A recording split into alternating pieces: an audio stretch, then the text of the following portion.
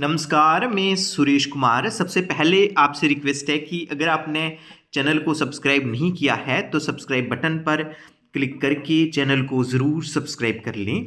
तो आज की जो न्यूज़ है आंगनवाड़ी वर्कर्स के लिए, सुपरवाइज़र्स के लिए और आईसीडीएस स्टाफ के लिए कि जो पोषण ट्रैकर का नया वर्जन है 22.5 वो आ चुका है। तो अब हम इसके बारे में बात करेंगे कि इसमें क्या क्या चेंजेस लाई गई हैं। जी बहुत ज़्यादा चेंजेस लाई गई हैं इसमें, जो क्रूशियल चेंजेस लाई गई हैं। तो इसमें अब हम बात करेंगे कि व्हाट इज़ न्यू। जे जो वर्जन है जे 22.5 है, 22.5 है। तो व्हाट इज़ न्यू में है कि जो नंबर 1 है, introduced geo fencing for anganwadi, introduced geo fencing for anganwadi centres AWC। तो किसकी इंट्रोडक्शन हुई है? ये जियो फेंसिंग की इंट्रोडक्शन हुई है। अब क्वेश्चन अराइज होता है कि जियो फेंसिंग क्या होता है। जियो फेंसिंग जो है उसमें है कि जो use of GPS technology to create a virtual geographical boundary enabling software to trigger a response when mobile device enters leaves a particular area. कहने का मतलब है कि इसमें जो GPS टेक्नोलॉजी का यूज़ किया जाता है और उसमें किया जाता है कि जो एक पर्टिकुलर एरिया में ही वो जो सॉफ्टवेयर है वो फंक्शन करेगा। अब आंगनवाड़ी सेंटर की बात करें तो जहां हमारा जो सॉफ्टवेयर है वो पोषण ट्रैकर वाला सॉफ्टवेयर है। इसका कहने का मतलब है कि जब आंगनवाड़ी वर्कर आंगनवाड़ी सेंटर में होगी तभी वो पोषण ट्रैकर में ओपन कर सकेगी। नंबर 2 जो चेंज आई है, added head count functionality to AWS photo module. इसमें जो कैप्चर फोटो आता है, डेली ट्रैकिंग में जाएंगे, कैप्चर फोटो आता है, जब तक आंगनवाड़ी वर्कर फोटो कैप्चर नहीं करेगी तब तक अटेंडेंस जो 3 से लेके 6 साल तक के बेनिफिशरीज हैं वो जो उसके बाद जो मॉर्निंग स्नैक्स है वो नहीं दिए जा सकते हैं। कहने का मतलब कि अगर अटेंडेंस करनी है 3 से लेके 6 साल तक के बेनिफिशरीज जिनको हम ECC प्रोवाइड करते हैं उसके लिए, और जो मॉर्निंग स्नैक्स उनको देना, उससे पहले हमने जो हमारी आंगनवाड़ी वर्कर्स हैं उनको फोटो कैप्चर करना कंपलसरी किया गया है। तो इसमें हेड काउंट जितने भी बेनिफिशरीज आए हुए हैं उनका फोटो कैप्चर करना है। उसके बाद जो थर्ड चेंज लाई गई है वो है कि इंट्रोड्यूस किया गया है UDID number field in the beneficiary form for दिव्यांग बेनिफिशरीज। तो ये हमारे पास जो स्पेशली एबल्ड बच्चे हैं, जो दिव्यांग बच्चे हैं, उनके लिए कि उनका एक न्यू ऑप्शन आया है। तो उनका हमने क्या ऐड करना है, जो UDID जो यूनिक डिसेबिलिटी जो आइडेंटिटी नंबर है वो वहाँ पे ऐड करना है। उसके बाद जो VHSND मॉड्यूल है उसको जो है उसको रीडिज़ाइन किया गया है उसमें, ताकि ज़्यादा जो इन्फॉर्मेशन है वो कलेक्ट की जा सके। तो उसके बाद जो नेक्स्ट है वो है कि जो THR डिस्ट्रीब्यूशन जब की जाती थी तो जो OTP का इशू आता था उसको फिक्स कर दिया गया है, उसको ठीक कर दिया गया है। उसके बाद माइनर बिग बग जो फिक्सेस हैं and performance optimisation for smoother experience कि जो इसको ऑप्टिमाइज किया गया है, पोषण ट्रैकर को यूज़र फ्रेंडली किया गया है। तो जो मेन चेंजेस आई हैं वो 4 चेंजेस आई हैं। तो अब हम उन्हीं के बारे में डिस्कस करेंगे। तो नंबर 1 है कि introduce geo fencing for anganwadi centres. जो आंगनवाड़ी सेंटर्स के लिए जो जियो फेंसिंग को इंट्रोड्यूस किया गया है, दैट मीन्स जब आप आंगनवाड़ी सेंटर को ओपन करने लगेंगे वहाँ पे अगर आप आंगनवाड़ी सेंटर के पास नहीं होंगे तो ऐसा मैसेज आएगा सबसे ऊपर, you are away from your anganwadi centre, please select a reason for being away. तो मतलब इसका अगर आंगनवाड़ी सेंटर में हमारी आंगनवाड़ी वर्कर नहीं है तो उसका हमने रीज़न देना पड़ेगा कि क्यों वो आंगनवाड़ी सेंटर में नहीं है। तो उसमें डिस्टेंस आ जाता है कि आप आंगनवाड़ी सेंटर से कितने दूर हैं। अब आपको जे आपके माइंड में ज़रूर आ रहा होगा कि कैसे पता चलेगा पोषण ट्रैकर को कि जो लोकेशन आंगनवाड़ी सेंटर की जे है। तो जब हम मोर पे जाते हैं तो थर्ड लास्ट में अगर हम देखेंगे तो वहाँ पे आंगनवाड़ी सेंटर लोकेशन जो आपने कैप्चर की होगी वो आंगनवाड़ी सेंटर की लोकेशन होगी। तो दैट मीन्स अगर आंगनवाड़ी वर्कर आंगनवाड़ी सेंटर में नहीं है तो उसके लिए रीज़न लिखना पड़ेगा, उसके बाद ही जो पोषण ट्रैकर है वो ओपन होगा। क्या रीज़न है? जी 4 रीजंस दिए गए हैं। नंबर 1, 4 कारण दिए गए हैं। आंगनवाड़ी वर्कर लिख सकती है आई एम ऑन लीव, अगर किसी कारणवश वो छुट्टी पे है तो लीव पे लिख सकती है। I am on official duty, for example जो आंगनवाड़ी वर्कर की कहीं मीटिंग है, जो ऑफिशियल जो CDP ऑफिस में ड्यूटी लगी हुई है तो ऑन ऑफिशियल ड्यूटी वो मार्क कर सकते हैं।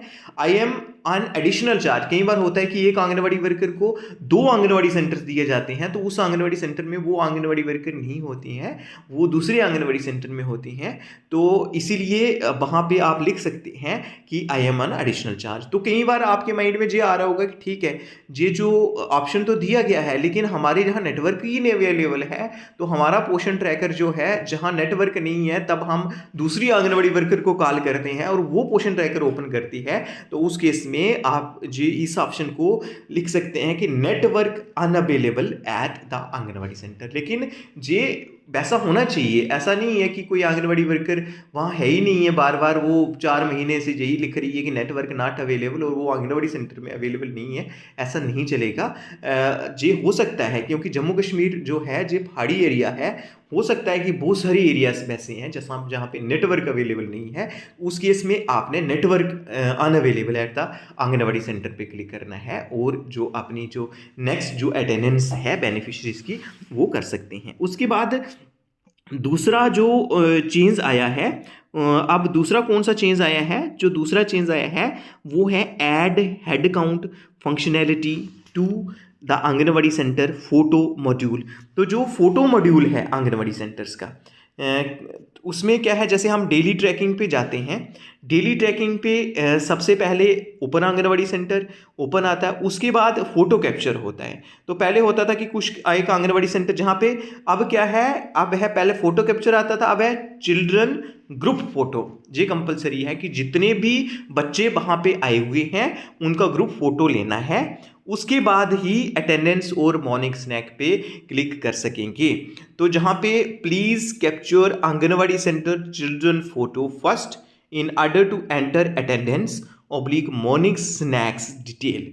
दैट मीन्स अगर आप अटेंडेंस और मॉर्निंग स्नैक्स के डिटेल्स को एंटर करना चाहते हैं तो आपको बच्चों का ग्रुप फोटो लेना ही लेना होगा, ये कंपलसरी है। तो कहने का मतलब कि जो फोटो कैप्चर है उसको कंपलसरी कर दिया जा चुका है। तो जब आप फोटो कैप्चर कर देंगे, जो ग्रुप फोटो है बच्चों का वो कर, जितने भी बच्चे आए होंगे, फिर आप अटेंडेंस और मॉर्निंग स्नैक्स दे सकते हैं और जे जहाँ पे जो ऑप्शन है उसको क्लिक कर सकते हैं। ये 2 चेंजेस आ गई। उसके बाद जो तीसरी चेंज है वो है introduced UDID number field in the beneficiary form for दिव्यांग बेनिफिशरीज। तो फॉर एग्जांपल हम स्टार्टिंग से जो हमारे पास बेनिफिशरीज हैं, जो हम एडिशन करते हैं 0 से लेके 6 साल तक के बच्चों की, फॉर एग्जांपल हम न्यू रजिस्ट्रेशन करने लगते हैं, तो जहां आप सबसे लास्ट में देखेंगे जहां पे है कि इज द चाइल्ड डिक्लेयर्ड दिव्यांग by the CMO office oblique medical authority. अब दिव्यांग कोई स्पेशली एबल्ड बच्चा है तो इसका मतलब है कि आपने सबसे पहले पेरेंट्स को कांटेक्ट करना है और उन्हें कहना है कि जो CMO ऑफिस है, क्योंकि वहाँ एक टीम बैठती है डॉक्टर्स की जो कि सर्टिफिकेट देते हैं कि ये जो बच्चा है इसकी डिसेबिलिटी है, जो स्पेशली एबल्ड बच्चा है, जो दिव्यांग बच्चा है और इतनी % जो है डिसेबिलिटी है। तो दैट मीन्स उनको आपने बोलना है कि वहाँ से आपने जो है जो चेकअप करवाना है CMO ऑफिस में, जो मेडिकल टीम होती है, मेडिकल अथॉरिटी होती है, उनसे सर्टिफिकेट इशू करवाना है और जब सर्टिफिकेट इशू किया जाता है साथ साथ में UDID कार्ड दिया जाता है। अब UDID कार्ड है यूनिक डिसेबिलिटी आइडेंटिटी, ID हो गया यूनिक डिसेबिलिटी आइडेंटिटी। तो इसमें आप जैसे अगर यस फॉर एग्जांपल कोई बच्चा है दिव्यांग है, if yes specify the type of दिव्यांगता, कौन सी टाइप है। नंबर 1 मूवमेंट, क्या उसे उस बच्चे को चलने में प्रॉब्लम आती है। उसके बाद है मेंटल, क्या उस बच्चे को जो है जो डिलेड कॉग्निशन है कि क्या जो माइलस्टोन्स हैं डेवलपमेंट के, उनके तरह उस पे बच्चा नहीं चल रहा है, क्या कॉग्निटिव डेवलपमेंट जो है वो प्रॉपर नहीं हुई है। उसके बाद सीइंग, क्या बच्चों को देखने में प्रॉब्लम है। उसके बाद है हियरिंग, क्या बच्चे को सुनने में प्रॉब्लम है। उसके बाद है स्पीकिंग, क्या बच्चे को स्पीक इसमें प्रॉब्लम है। फॉर एग्जांपल किसी एक में प्रॉब्लम है तो और वो डिक्लेयर की है सीएमओ ऑफिस से, वो मेडिकल अथॉरिटी ने डिक्लेयर की है, फिर आपने जहाँ पे क्या करना है कि जो यूडीआईडी कार्ड है, जो यूडीआईडी नंबर है, जो यूडीआईडी नंबर है जो 18 डिजिट का नंबर होता है, तो जे इंडिया में जैसे किसी को जो स्पेशली एबल्ड बच्चा है तो वहाँ पे सीएमओ ऑफिस में चेक करवाएंगे, मेडिकल टीम चेक करेगी, जब वो डिक्लेयर कर देती है तो एक यूडीआईडी कार्ड इशू होता है। दैट मीन्स वो ज़रूरी है, वो कंपलसरी है।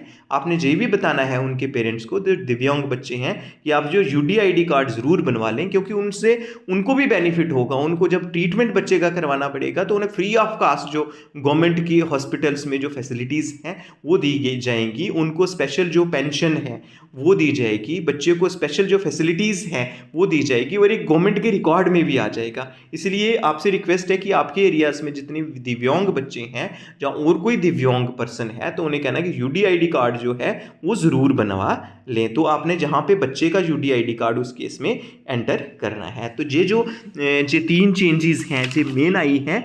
उसके बाद चौथी चेंज जो आई है वो है रीडिज़ाइन VHSND मॉड्यूल। जैसे हम मोर पे जाते हैं, मोर पे जाने के बाद हम इवेंट्स पे जाते हैं, इवेंट्स के बाद VHSND में जाते हैं, तो उस केस में जो है VHSND वाला ऐड VHSND डिटेल, जहाँ पे ऐड पे चलेंगे तो जहाँ पे आ जाता है पार्टिसिपेंट कौन कौन से थे। फॉर एग्जांपल आंगनवाड़ी वर्कर थी, आंगनवाड़ी हेल्पर थी, ANM थी, सुपरवाइज़र थे। उसके बाद प्रेग्नेंट वीमेन कितनी आई थी। फॉर एग्जांपल जहाँ पे प्रेग्नेंट वीमेन आई हैं, जहाँ लैक्टेटिंग मदर जितनी आई हैं, जहाँ बच्चे जितने आए हैं, जहाँ एडोलेसेंट गर्ल्स जितनी आई हैं, जहाँ बच्चों की मदर्स जितनी आई हैं, जहाँ गार्डियंस बच्चों के कितने आए हैं, वो करके हम नेक्स्ट पे जाएंगे। जब हम नेक्स्ट पे जाते हैं तो जहाँ पे जे एरर शो कर रहा है, please fill the fields, that means सभी फील्ड्स फिल नहीं हुए हैं। जहाँ पे फॉर एग्जांपल CDPO है, आशा वर्कर्स हैं, जे आए हुए हैं, तो उस केस में आप नेक्स्ट पे जाते हैं तो जहाँ पे फील्ड्स नहीं फिल अप हो रहे हैं, तो जहाँ पे सबसे पहले हमने इसलिए नहीं हो रही है क्योंकि हमने डेट नहीं डाली थी। जब हमने डेट डाल दी है, हम नेक्स्ट पे जाएंगे तो उसके बाद आ जाता है कि जो वैक्सीनेशन की है जो VHSND, क्योंकि VHSND में क्या है, मेडिकल डिपार्टमेंट वाले आपके आंगनवाड़ी सेंटर में आते हैं, तो वहाँ पे वैक्सीनेशन हुई है, तो जहाँ पे लिख देनी है कि कितनी प्रेग्नेंट लेडीज़ की, लैक्टेटिंग मदर की वैक्सीनेशन हुई है, बच्चों की, एडोलेसेंट गर्ल्स की। सप्लीमेंट्स दिए गए हैं, तो कौन कौन से सप्लीमेंट दिए गए हैं, IFA tablet, vitamin A, albendazole, calcium. Testing checkup हुए हैं, तो कौन कौन से बच्चों की जो टेस्टिंग हुई है, HB टेस्ट हुआ है, ब्लड शुगर टेस्ट हुआ है, एंटीनेटल चेकअप हुआ है, ग्रोथ मॉनिटरिंग हुई है, दैट मीन्स हाइट और वेट किया गया है, कितनी प्रेग्नेंट लेडीज़ का, कितने बच्चों का, कितनी एडोलेसेंट गर्ल्स का। जो काउंसलिंग सर्विसेज हैं वो full immunisation, vitamin A supplements और फूड फोर्टिफिकेशन के लिए हुआ है। जब THR डिस्ट्रीब्यूशन किया गया तो किन किन को किया गया है, ये करने के बाद आप फर्दर जो प्रोसीड करेंगे और ये जो वाला कॉलम है आपका फिलअप हो जाएगा। कहने का मतलब कि आप जो VHSND वाला कॉलम था उसको काफ़ी डिटेल में कर दिया गया है। तो उसके बाद जो लास्ट दो ऑप्शंस थे वो आपको बता दिए गए हैं। तो आई थिंक कि इसके बारे में आपको पता चल गया होगा।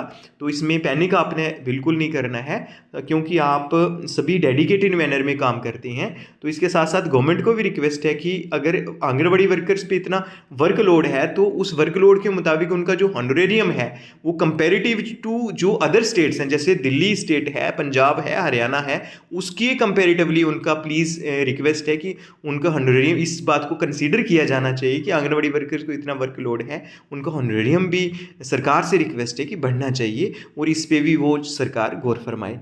तो आज के लिए इतना ही था। धन्यवाद।